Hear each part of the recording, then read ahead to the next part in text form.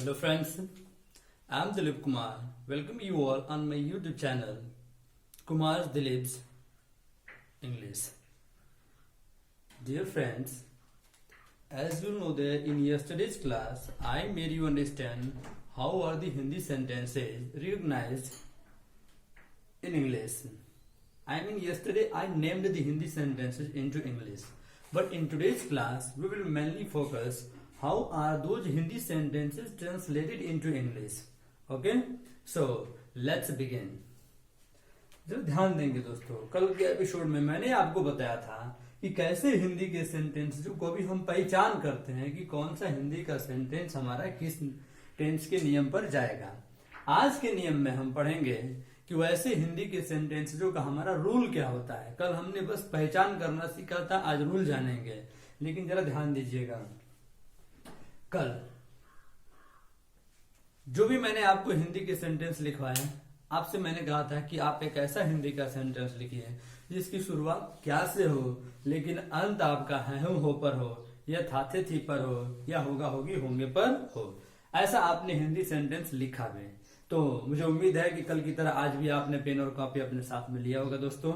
यदि नहीं लिए होंगे तो बिल्कुल लेके तैयार रहिएगा, क्योंकि बिना पेन और कॉपी का ये पढ़ाई होना मुश्किल होता है, क्योंकि आपको ट्रांसलेशन के रूल बनाना सीखना है। और ये जो रूल मैं आपको बता रहा हूँ, स्पेशली ये क्लास 9, 10, 11 एंड 12 या किसी भी ऐसे व्यक्ति के लिए है जो हमेशा ये परेशान रहते हैं कि सर हम अंग्रेजी तो पढ़ते हैं लेकिन समझ नहीं पाते हैं, उसका मीनिंग नहीं निकाल पाते हैं। तो मीनिंग न निकालने का यही कारण होता है कि शायद आप अंग्रेजी के हिंदी सेंटेंस जो होते हैं उनके हेल्पिंग वर्ब का हिंदी से रिलेट नहीं कर पाते हैं।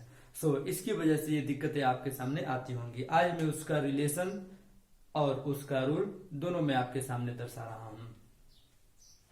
तो जरा ध्यान दीजिएगा, एक सेंटेंस है कि क्या रामू क्रिकेट खेलता है। ये एक मैंने हिंदी का सेंटेंस लिखा कि क्या रामू क्रिकेट खेलता है। आपने इस हिंदी के सेंटेंस में देखा कि एक से अधिक शब्द आए हुए हैं और सारे शब्दों का अपना अपना एक अस्तित्व है, अपना अपना पहचान है। जब तक आप इसको जानेंगे नहीं, सेंटेंस बनाना मुश्किल होता है। जैसे आपको घर बनाना है तो आप सबसे पहले क्या करेंगे, आप घर बनाने से संबंधित जितने भी मटेरियल्स होंगे, जितने भी वो सामान होंगे, उन सारे सामानों को इकट्ठा करते हैं। Is it clear?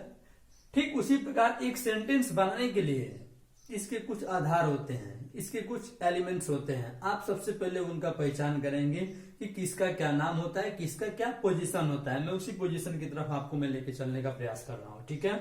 तो जरा ध्यान देंगे, एक हिंदी के सेंटेंस को अंग्रेजी में बनाने से पहले आपको ये ध्यान में रखना है कि वह हिंदी का सेंटेंस पहले किस टेंस का है।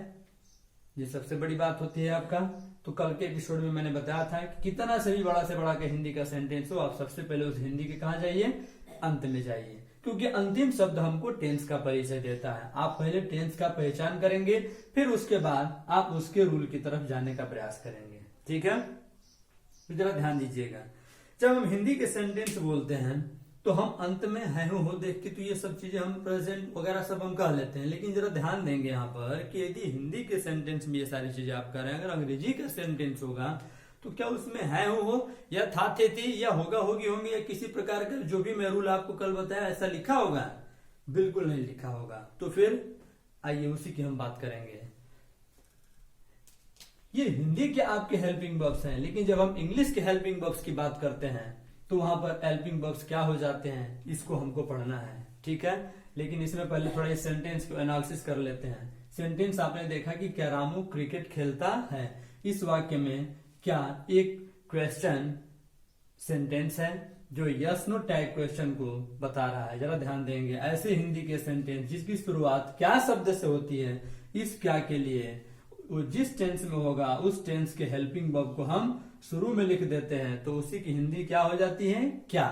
फिर उसके बाद वह शब्द वह शब्द जो किसी क्रिया को करता है, वह शब्द जो किसी क्रिया को करता है, या ऐसा शब्द जिसे कुछ कहने करने के लिए कहा जाता है, उसको हम कहते हैं सब्जेक्ट। और वह शब्द जिससे किसी क्रिया को पूरा करने के लिए सहायता लिया जाता है, उसको कहते हैं हम ऑब्जेक्ट, और वह शब्द जिससे किसी क्रिया को करने का बोध होता है उसको हम कहते हैं वर्ब, या तो ACTION एक्शन। ठीक है, तो ये हिंदी भाषा का हेल्पिंग वर्ब है। अंग्रेजी भाषा में जब चलेंगे तो इंग्लिश में इस है के लिए टेंस के अनुसार जो भी हेल्पिंग वर्ब होगा उसी को शुरू में रख देंगे, तो इस क्या का अर्थ पूरा हो जाएगा। ठीक है दोस्तों, ये एनालिसिस मैंने एक सेंटेंस के माध्यम से थोड़ा सा आपको करके उसके छोटे छोटे अवयव को आपको दिखाया। ठीक है, अब चलते हैं थोड़ा सा आगे।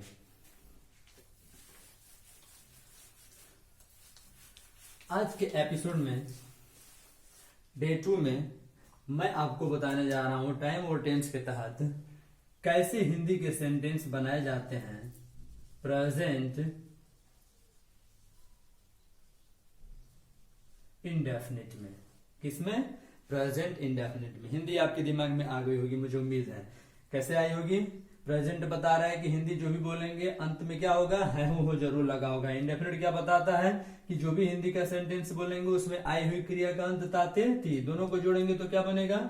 ता, है, ती, है, ती, हूं, या, ते, हो। ये हिंदी भाषा में हेल्पिंग वर्ब हो गया। अब किसका?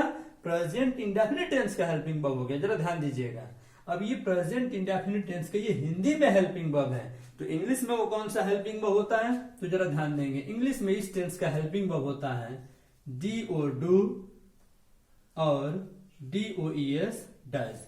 डू, डज, और ध्यान देंगे इसके साथ हमेशा आई हुई क्रिया का फर्स्ट फॉर्म का प्रयोग करते हैं। ठीक है, डू और डज क्या है? हेल्पिंग वर्ब, और ये एक्शन माने उसमें होने वाली क्रिया। डू और डज इस टेंस का हेल्पिंग वर्ब है, जो हेल्पिंग वर्ब हमेशा डिपेंड करती है एक वाक्य के सब्जेक्ट के नंबर और पर्सन पर। तो इस डू का प्रयोग हम करते हैं किसको देखकर? यदि हमारा आया हुआ सब्जेक्ट प्लूरल होगा तो हम डू का प्रयोग करेंगे। यदि उस वाक्य का सब्जेक्ट अकेले होगा अर्थात सिंगुलर होगा तो हम वहां पर सिंगुलर सब्जेक्ट के लिए डज का प्रयोग करेंगे। ठीक है, कोई दिक्कत? I hope it's clear. To does plus action, ये हमारा टाइटल है। अब बनाने के रूल की तरफ चलेंगे तो जरा ध्यान देंगे सेंटेंसेज आपके सामने कैसे आते हैं। मैंने आपको कल ही बताया था कि अगर आप ऐसा हिंदी का सेंटेंस सोचिए जिसकी शुरुआत क्या से हो लेकिन क्रिया का अंत कहां करना है हमको? ताहती है तेहो पर, तो ऐसे हिंदी के सेंटेंस को बनाने के लिए डू डज प्लस एक्शन के रूल पर लेके जाते हैं। ठीक है, यदि उसमें आया हुआ सब्जेक्ट प्लूरल होगा तो डू का, आया हुआ सब्जेक्ट सिंगुलर होगा तो डज का प्रयोग करते हैं। माना कि एक मैंने सेंटेंस लिखा कि क्या रामू खेलता है। एक सेंटेंस मैंने लिखा कि क्या रामू, क्या सेंटेंस भी सही है लेकिन थोड़ा सा मैं आपको प्लूरल पहले बताता हूं। अगर सेंटेंस मैंने लिखा कि क्या वे लोग क्रिकेट खेलते हैं, या मैंने एक सेंटेंस लिखा। चलिए सबसे पहले मैंने क्या कहा आपसे कि सेंटेंस का पहचान करते कि किस टेंस का है। सेंटेंस के अंत में ते है आया है, बता रहा है क्या चीज है कि यह प्रेजेंट इंडेफिनिट टेंस में है। अब आते हैं सब्जेक्ट की तरफ। अब पता करेंगे कि इसका सब्जेक्ट किस नंबर का है। वे लोग, क्रिकेट खेलने का काम कौन कर रहा है भाई? वे लोग, अर्थात दे। अब ये दे शब्द आपका सिंगुलर है कि प्लूरल? प्लूरल है। अगर ये दे प्लूरल है तो मैंने क्या कहा कि क्या के लिए हम क्या लिखते हैं? सब्जेक्ट को देख के जिस टेंस में वह सेंटेंस होता है हम उसके हेल्पिंग वर्ब को शुरू में लिख देते हैं। दे प्लूरल सब्जेक्ट है, दे प्लूरल सब्जेक्ट है तो क्या के लिए क्या लिखेंगे? डू, अर्थात यहां पर हमने लिख दिया डू, डू दे। अब उसके बाद किस क्रिया को कर रहा है भैया? खेलने की क्रिया को, तो do they play, do they play. क्या खेलने की क्रिया कर रहा है? Cricket, CRICKET, cricket. Do they play cricket, क्या वे लोग क्रिकेट खेलते हैं? जरा ध्यान देंगे यहाँ के लॉजिक। हमेशा ऑब्जेक्ट का स्थान कहाँ होता है? मेन वर्ब के तुरंत बाद। ये आपने फॉर्मूला देखा, अब देखिए ये आपने सेंटेंस देखा, एग्जाम्पल देखा, देखिए इसी से कैसे फॉर्मूला बनता है, इससे मात्र इस सेंटेंस को आपने बनाया। लेकिन ऐसे लाखों हिंदी के सेंटेंस आपको बनाने होंगे। तो देखिए हमारा रूल क्या कहता है क्वेश्चन करने का। सबसे पहले हम लिखते हैं हेल्पिंग वर्ब, क्या की पूर्ति के लिए, उसके बाद उसमें आया हुआ प्लूरल सब्जेक्ट, और उसके बाद क्या लिखते हैं, उसमें आई हुई क्रिया आई मीन एक्शन, और उसके बाद ये क्रिया यदि ऑब्जेक्ट यहां पर लेके आएगी, ट्रांजिटिव क्रिया होगी तो जरूर ऑब्जेक्ट लेके आएगी। हो सकता है कि न भी लेके आए, लेकिन अगर क्रिया ट्रांजिटिव होगी तो अपने भाव को पूर्ण करने के लिए अपने तुरंत बाद एक ऑब्जेक्ट लेके आती है, हम उसको एक्शन के बाद में रख देते हैं। ठीक है, और भी अदर वर्ड्स हो सकते हैं, लेकिन मुख्य तौर पर इतने ही सेंटेंस आप ज्यादातर बोलते हैं। तो इस तरह से आपका ये क्वेश्चन करने का सेंटेंस हुआ, फॉर्मूला हुआ do plus plural subject plus action plus object, do they play cricket. ये क्वेश्चन करने का हमारा क्या है, फॉर्मूला है। ठीक है, चलिए नेक्स्ट, ये क्वेश्चन करने का फॉर्मूला था। अब चलते हैं आगे, ऐसे क्वेश्चनों का आप जवाब कैसे देते हैं। ध्यान दीजिएगा, ऐसे हिंदी की शुरुआत जिसे आप क्या से किया होगा, ऐसे क्वेश्चनों को जब हम रिप्लाई करते हैं तो आंसर प्राय यस या नो पर मिलता है, इसलिए ऐसे क्वेश्चन का नाम होता है यस नो टैग क्वेश्चन। बहुत से लोग कंफ्यूज हो जाते हैं इस क्या को देख के, इस क्या के लिए वो लोग लिख देते हैं WHAT व्हाट, वो कंफ्यूजन में रहते हैं कि व्हाट लिखूं यहाँ पर। देखिए व्हाट का और इस क्या का दोनों का अंतर क्या है समझा देता हूं अभी मैं आपको। हिंदी की शुरू में जब क्या शब्द लगाते हैं तो किसी बात को आप कंफर्म करते हैं कि वो बात सत्य है कि असत्य, बस इतना ही। यदि मैंने आपसे पूछा एग्जाम्पल के तौर पर कि क्या आप धूम्रपान करते हैं, तो मैंने ये आपसे नहीं कह दिया कि तुम धूम्रपान करते हो, ये क्यों करते हो, ये मैंने प्रश्न ही नहीं किया, बस मैंने ये जानने की इच्छा किया कि ये क्रिया करते हैं कि नहीं करते। यदि मैं करता होऊंगा तो मैं आपसे कंफर्म करके यदि आपके पास धूम्रपान होगा तो मैं मांगूंगा, हो सकता है ऐसा ही कुछ। तो देखिए जब शुरू में क्या लगाते हैं तो हम किसी बात को कंफर्म करते हैं कि बात सत्य है कि असत्य, शुरू में क्या लगाने से होता है। ऐसे क्वेश्चनों का आप जवाब कैसे देते हैं, अब मैं आपके सामने चल रहा हूं। ठीक है, तो ये क्वेश्चन का फॉर्मूला था। अब ऐसे क्वेश्चन का जवाब कैसे देते हैं, तो क्या था क्वेश्चन में हमारा कि क्या वे लोग क्रिकेट खेलते हैं। अब आप आंसर देते तो क्या कहते हैं, आप ये ना कहते हाँ वे लोग क्रिकेट खेलते हैं। हिंदी में आप क्या कहते हैं, वे लोग क्रिकेट खेलते हैं। यदि बात सही है तो आप यही बोलेंगे हाँ सर वे लोग क्रिकेट खेलते हैं। अब जवाब देने का फॉर्मूला हमारा क्या कहता है, आइए पहले इसको देखते हैं। वे लोग की अंग्रेजी क्या होती है, THEY दे, और खेलने की दे, उसके बाद क्या चाहिए आपको, क्रिया। हमेशा पहले ध्यान रखना भैया, मैंने पहले ही कहा है आपसे कि हमेशा ऑब्जेक्ट कहां होता है, मेन वर्ब के तुरंत बाद। मेन वर्ब के तुरंत बाद क्या होता है, ऑब्जेक्ट। जिस शब्द से किसी क्रिया को करने का बोध होता है उसको हम क्रिया कहते हैं, और किसी क्रिया के भाव को पूरा करने के लिए जिस शब्द की सहायता ली जाती है उसी को क्या कहते हैं, ऑब्जेक्ट कहते हैं। तो दे प्लस यहां क्रिकेट क्रिया है नहीं, तो क्रिया है क्या, खेलना, और क्रिकेट क्या है, इस खेलने के भाव को पूरा करने के लिए इसकी सहायता ली गई है, अर्थात यह क्या है, ऑब्जेक्ट है। दे प्लस प्ले, दे प्ले क्या, what, cricket, they play cricket. बिल्कुल सर, वे लोग क्रिकेट खेलते हैं, दे प्ले क्रिकेट। ओके, दे प्ले क्रिकेट, ये आपका सेंटेंस रहा। अब कैसे ऐसे लाखों सेंटेंस बनाना होगा, तो इसी रूल के माध्यम से कैसे बनाएंगे, तो जरा ध्यान दीजिएगा। हमारा आंसर का फॉर्मूला क्या कहता है, दे माने plural subject, PLURAL plural subject, और play means action, plural subject plus action, और क्रिकेट मतलब object. They plus action plus object. इस रूल के माध्यम से आप लाखों सेंटेंस इस पर पुट करके सेंटेंस को कंप्लीट कर सकते हैं या बोल सकते हैं। For example, they play cricket, मैंने कहा, यही आपको कहना होता कि वे लोग झूठ बोलते हैं, दे टेल अ लाई, यही आपको कहना रहता कि वे लोग मुझे सताते हैं, दे टीज मी, दे टीज मी। वे लोग मुझे जाने नहीं देते हैं, दे डोंट लेट मी गो, ये निगेटिव सेंटेंस रहा। वे लोग मुझे पढ़ने देते हैं, दे लेट मी रीड। समझ रहे हैं? ये जवाब देने का हमारा फॉर्मूला हुआ।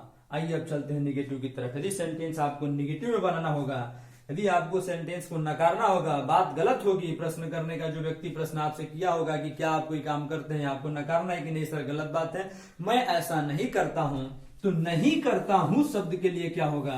आइए अब निगेटिव में सेंटेंस बनने का तरीका सीखते हैं कि कैसे हिंदी के सेंटेंस को निगेट करते हैं।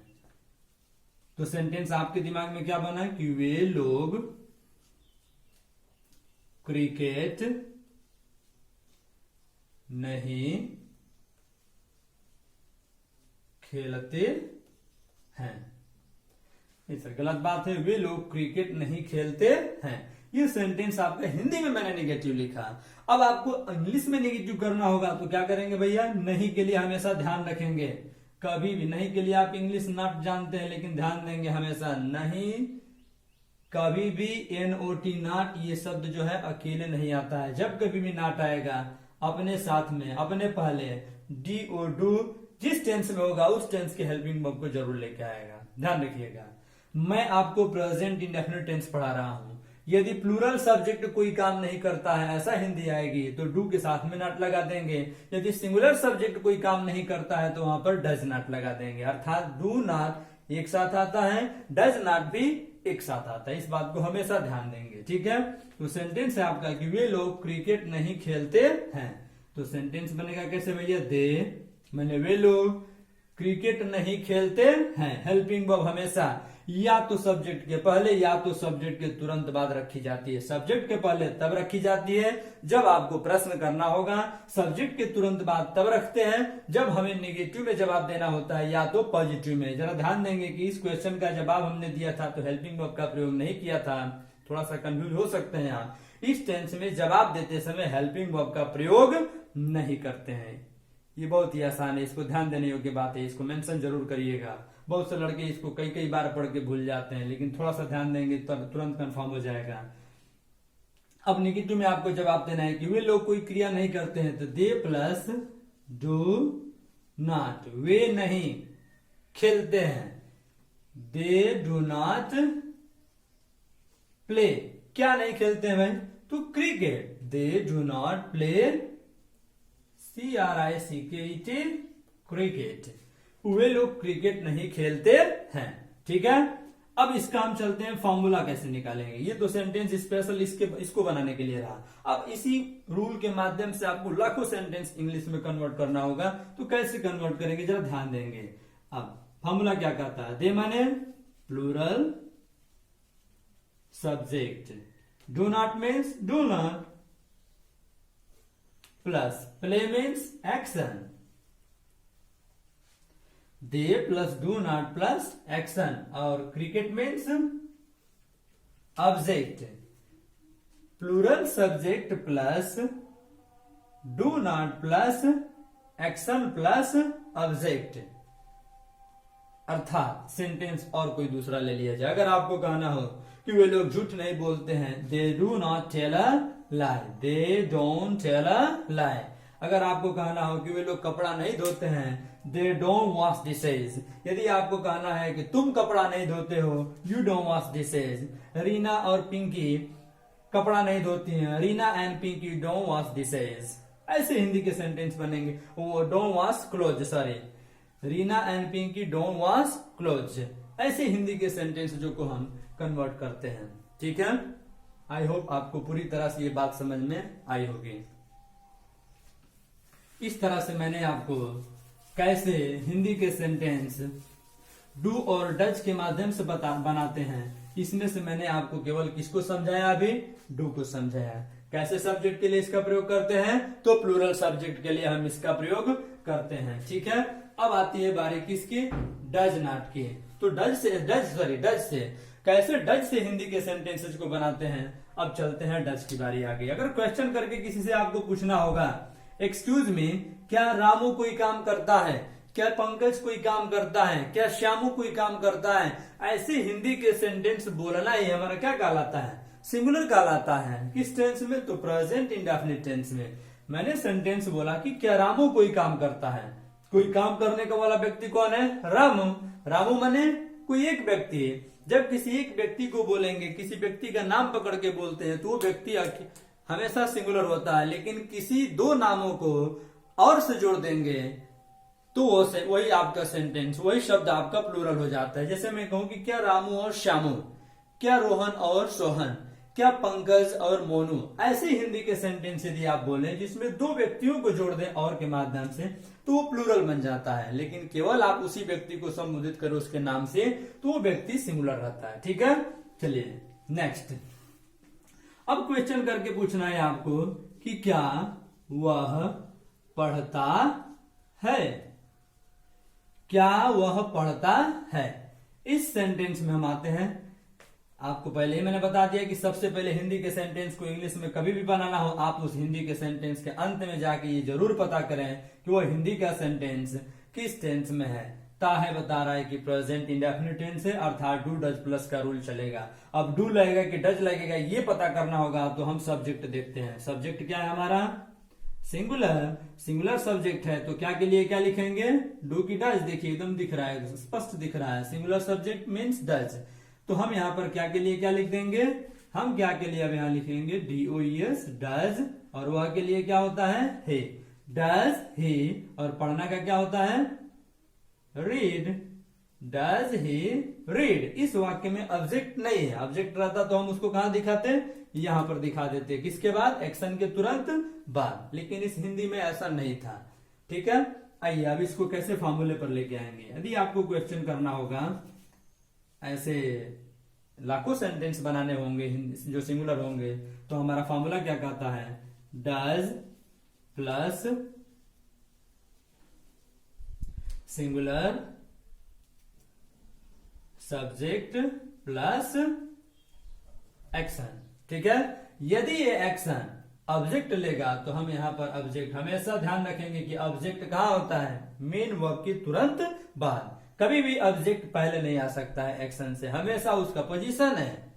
If your action is taking in types of object, then your object should be just after action. So object is showing here after action and then question mark. ठीक है, इस रूल के माध्यम से आप और भी सेंटेंसेस बना सकते हैं। ठीक है, अंत में मैं आपको दूंगा एक्सरसाइज करने के लिए, लेकिन ये रूल मैं आपको हिंदी और उसके फार्मूला को दिखाते हुए बना रहा हूं। ठीक है, ये क्वेश्चन का फार्मूला था। अब चलते हैं ऐसे क्वेश्चनों का हम जवाब कैसे देते हैं कि क्या वह पढ़ता है। इसका जवाब देंगे तो क्या होगा हिंदी में? हाँ सर, अगर पढ़ रहा है तो भी क्या कहेंगे? अब वह पढ़ता है, उसकी याद नहीं कहेंगे भैया कि वह पढ़ता है। तो आप वह पढ़ता है पॉजिटिव में आपने जवाब दिया, तो वह के लिए क्या हो जाएगा? he। और पढ़ना का क्या होता है? read। he READ read। लेकिन थोड़ा सा ध्यान देंगे, यहाँ पर सेंटेंस में एक्शन में थोड़ा सा परिवर्तन होगा, हमें एस जोड़ना पड़ेगा। कैसे जोड़ना पड़ा अभी मैं आपको बताता हूँ।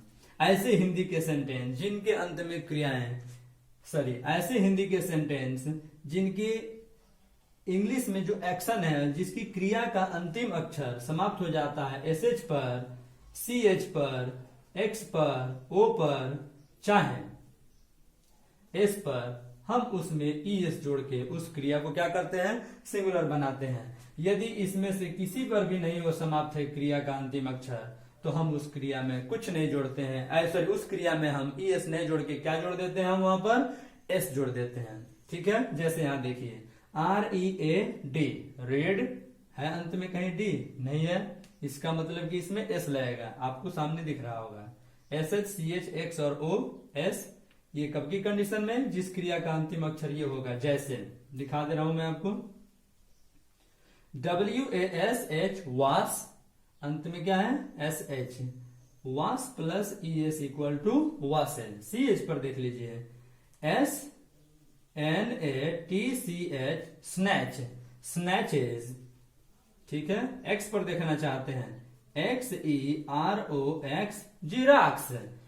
O पर देखना चाहते हैं जिराक्स में क्या जोड़ेंगे? ES, तो क्या बन जाएगा? जिराक्स।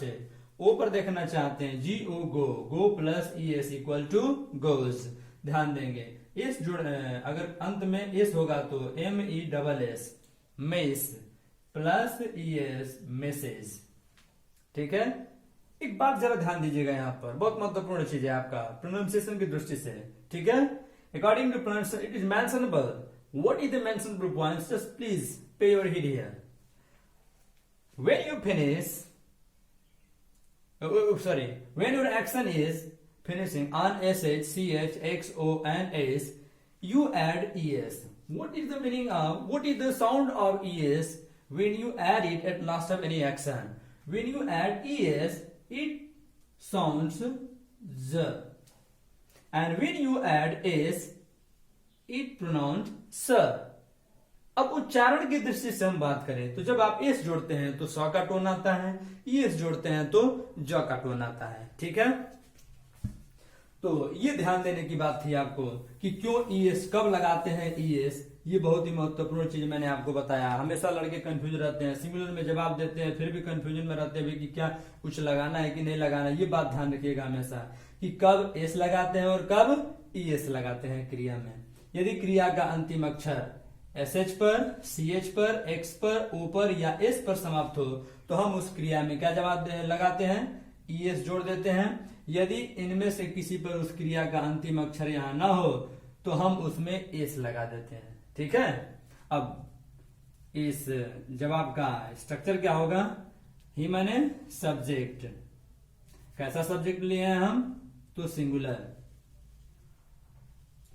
Singular subject. रीड माने एक्शन, और एक्शन में क्या जोड़ देना है हमको? यस या तो ईएस। ईएस की कंडीशन ऊपर दिखाया हूं, एस की कंडीशन याद ही नहीं करना है, अपने आप याद हो जाएगा। बस आप ईएस याद करेंगे, एस अपने आप याद हो जाता है। बहुत सिंपल है। दो अक्षर के कितने हैं? दो, एस एच सी एच, और तीन अक्षर के तीन है, एक्स ओ और एस। ये तो याद करना है। अगर यहाँ आने वाली क्रिया का अंतिम अक्षर s h, c h, x और ओ पर या एस पर होगा तो हम उसमें ई एस जोड़ते हैं। नहीं होगा तो आंख बंद करके क्या करिए आप वहां पर एस जोड़ के आप स का टोन दे दीजिए। ठीक है, तो singular subject plus action plus यदि ये क्रिया ऑब्जेक्ट लेके आएगी तो हम उसको उसके तुरंत बाद दिखा देंगे। ठीक है, अब ऐसे क्वेश्चनों का अब हमको निगेटिव में जवाब देना हो तो कैसे निगेटिव में जवाब देंगे? आइए इस पर चलते हैं। तो सेंटेंस था कि क्या वह पढ़ता है। अब आपको नकारना है कि नहीं नहीं भैया, किसने कह दिया आपसे? वह नहीं पढ़ता है, तो वह नहीं पढ़ता है। ये हिंदी है हमारा। ऐसे हिंदी के सेंटेंस को how to translate Hindi sentences into English we are going to focus. First of all we write subject. हम सबसे पहले पॉजिटिव हो या निगेटिव हो किसी भी टेंस में सबसे पहले उसमें आए हुए सब्जेक्ट को लिखा जाता है। बस क्वेश्चन रहता है जिसके शुरू में क्या लगा रहता है वहां पर हम हेल्पिंग वर्ब को पहले लिखते हैं। ठीक है, तो ही प्लस नहीं के लिए मैंने पहले ही आपसे कहा था कि हमेशा नहीं शब्द अकेले कभी भी नहीं आता है। जब नहीं का प्रयोग करते हैं, हिंदी में नहीं होता है, इंग्लिश में नहीं के लिए आप जानते हैं कि नॉट होता है। नॉट कभी भी अकेले नहीं आता है, हमेशा अपने हेल्पिंग वर्ब के साथ। यदि प्लूरल होगा तो डू नॉट, सिंगुलर होगा तो डज नॉट। तो यहाँ पर हमारा सेंटेंस में जो सब्जेक्ट है सिंगुलर है। He plus DOES does, NOT not, he doesn't, he does not. Short में कैसे लिखेंगे? DOESN apostrophe T doesn't, he doesn't plus, sorry structure नहीं लिखना था मुझे, आपको दिखाना था इसको लिख के। ही डजंट, ही डज नॉट पढ़ना का क्या होता है भाई? Read, he doesn't read. ध्यान देंगे जब हम निगेटिव में जवाब देते हैं तो एस नहीं ऐड करते हैं। क्यों? क्योंकि यहाँ पर DOES डज पहले से ही सिंगुलर फॉर्म में हेल्पिंग वर्ब के रूप में है, इसलिए इस एक्शन में आप एस नहीं जोड़ेंगे। ठीक है, क्वेश्चन में भी डज लगा रहता है, इसकी वजह से एक्शन में एस नहीं जोड़ते हैं। जवाब में डज का प्रयोग नहीं करते हैं, इसकी वजह से हमको एस या ईएस जोड़ना पड़ जाता है। किसमें? एक्शन में। ठीक है, ही डज नॉट रीड। अब इसको कैसे फॉर्मूले पर हम सेट करेंगे तो आइए जरा देखते हैं। ही माने subject, SINGULAR singular subject plus does not जो का त्यों कॉपी हो जाएगा, singular subject plus does not, और रीड माने action, singular subject plus does not plus action. यदि यहाँ आई हुई क्रिया ऑब्जेक्ट लेगी तो हम यहाँ पर क्या दिखा देंगे, ऑब्जेक्ट को जो कहते हो दिखा देंगे। कोई दिक्कत? I hope you understand. मुझे उम्मीद है कि आप समझ रहे हैं। Singular subject plus does not plus action plus object, ठीक है, very good.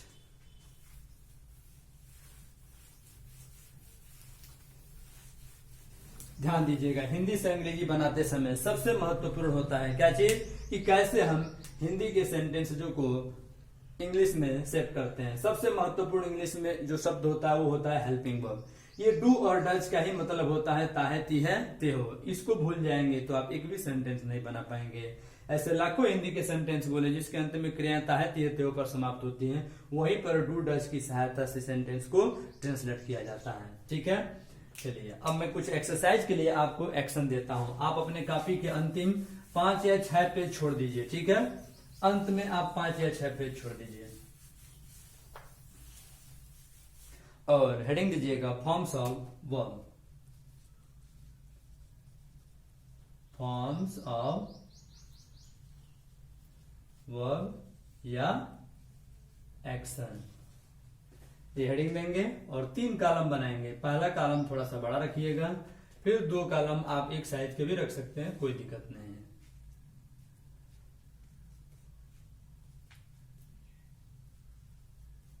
Present form, past form और पास्ट पार्टिसिपल।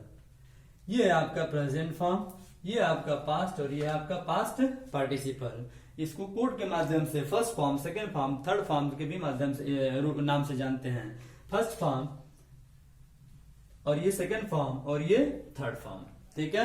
देखिए सेकेंड फॉर्म का प्रयोग जिसको हम पास्ट फॉर्म कहते हैं, इसका प्रयोग हमेशा पास्ट इंडेफिनिट टेंस में किया जाता है। और ये थर्ड फॉर्म जिसमें लिखूंगा इसका प्रयोग हमेशा परफेक्ट टेंस में किया जाता है। और वॉइस जब पढ़ेंगे तो हमेशा वॉइस डिपेंड करती है इसी पर। इसीलिए भैया ध्यान दीजिएगा, जब यहाँ पर मैं फॉर्म लिखवा रहा हूं तो आप फॉर्म हमेशा आप याद नहीं करेंगे तो आप एक भी सेंटेंस परफेक्ट में नहीं बना पाएंगे। और जिस दिन मैं वॉइस चालू करूंगा उस दिन आपके लिए और समस्या हो जाएगी अगर ये फॉर्म आप याद नहीं रखते हैं तो ध्यान दीजिएगा, एक अच्छा स्पीकर बनने के लिए या इंग्लिश पर कमांड बनाने के लिए आपको सबसे पहले जो बेसिक चीजें हैं वो आपको जानना पड़ेगा। और मैं बेसिक इंग्लिश ही पढ़ा रहा हूं आपको कि कैसे हम कैसे फॉर्म बनाते हैं एक्शंस के, ये सारी चीजें मैं आपको बनाना बताऊंगा। यहाँ पर पहला एक्शन है break the law. Break the law का मतलब होता है कानून तोड़ना, ठीक है। ब्रेक द लॉ मीन्स क्या होता है, कानून तोड़ना। अब इसका सेकंड फॉर्म होगा BROKE ब्रोक, थर्ड फॉर्म होगा BROKEN broken, break broke broken. बोल के कैसे बोलेंगे इसको, break broke broken, break broke broken. Break the law का मतलब कानून तोड़ना, second form broke, third form broken. Next है आपका wash, DISHES dishes. Wash dishes का मतलब होता है बर्तन धोना या बर्तन मांजना। अब इस वॉश का सेकेंड फॉर्म होगा WASHED वॉश्ड, थर्ड फॉर्म भी होगा वॉश्ड, ठीक है, वो सिंपल। नेक्स्ट है आपका थ्रो गार्बेज। थ्रो मैंने फेंकना, गार्बेज मैंने कूड़ा करकट। सेकेंड फॉर्म हो जाएगा THREW थ्रू, थर्ड फॉर्म हो जाएगा THROWN thrown, throw threw thrown. Next है आपका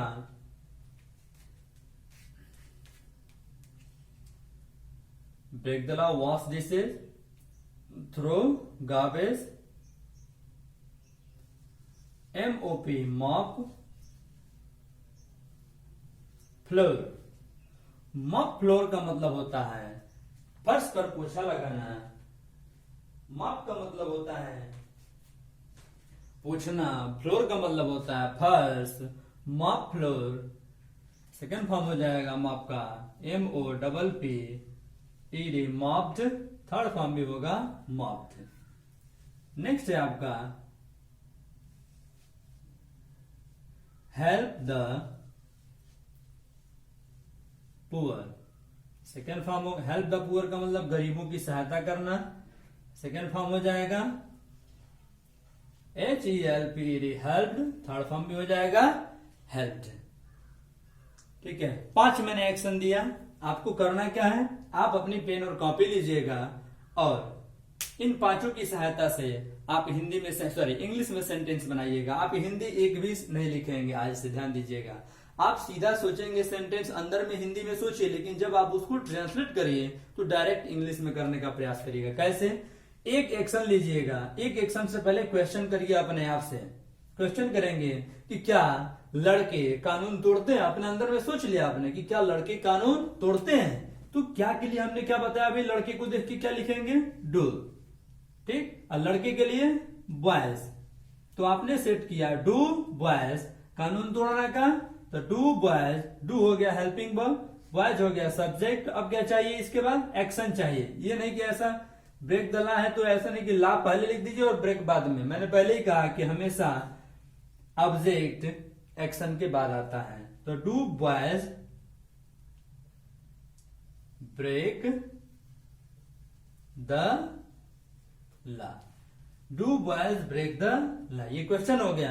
अब अपने अंदर में ही फिर सोचिए इसका जवाब। जी हाँ, लड़के कानून तोड़ते हैं, ये हिंदी सोच लिया अंदर, लेकिन बनाएंगे डायरेक्ट अंग्रेजी में। अब इसका आंसर देंगे, ये क्वेश्चन शो करिए और ये आंसर शो करिए, और आंसर शो करके आप इसको लिखेंगे कि बॉयज ब्रेक द ला। कैसे बना भैया? ऐसा नहीं कि हवा में बना दिया, मैंने आपको भी बताया कि सबसे पहले जब जवाब देते हैं तो सब्जेक्ट, फिर उसके बाद एक्शन, हमने एक्शन, और उसके बाद ऑब्जेक्ट। द ला क्या है यहाँ पर? ऑब्जेक्ट है, सब्जेक्ट एक्शन और ऑब्जेक्ट। और ऐसे ही निगेटिव की तरफ आएंगे तो सेंटेंस आपका हो जाएगा boys do not break the law. एक एक्शन पर आपने कितने सेंटेंस देखा? 3। तो अब बताइए कि मैंने 5 एक्शन दिया है, तो 5 एक्शन की सहायता से आप कितने बनाएंगे? कितने? 15।